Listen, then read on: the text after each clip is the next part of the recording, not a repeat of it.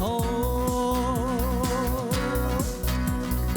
Ơi cây tên nhí cú nhỏ chỉ lá lan, ôi ni ta ngó cao hoàng ca sâu bờ.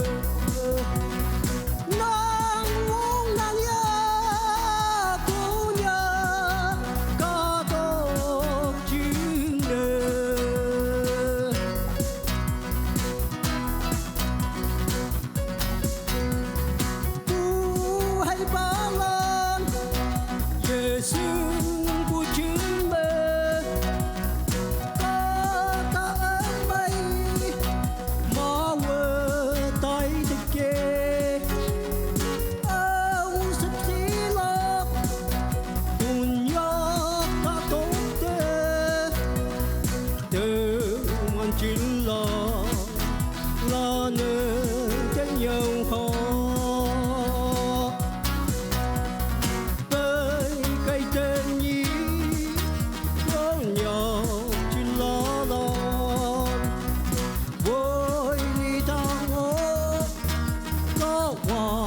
Ca sâu mơ nàng buông nàng nhớ cũ nhớ có tốt chữ nơ.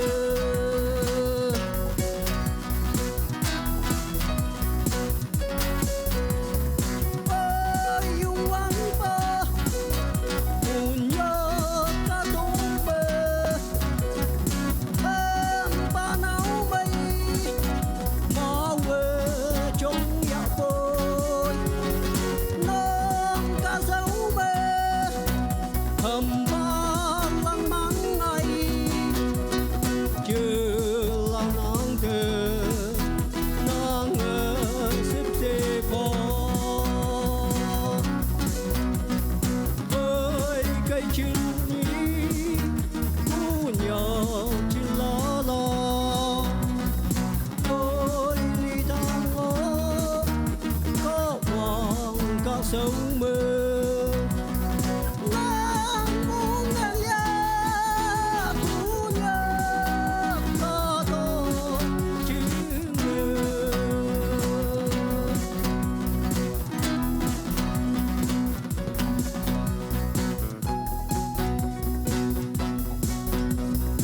Thank you, thank you.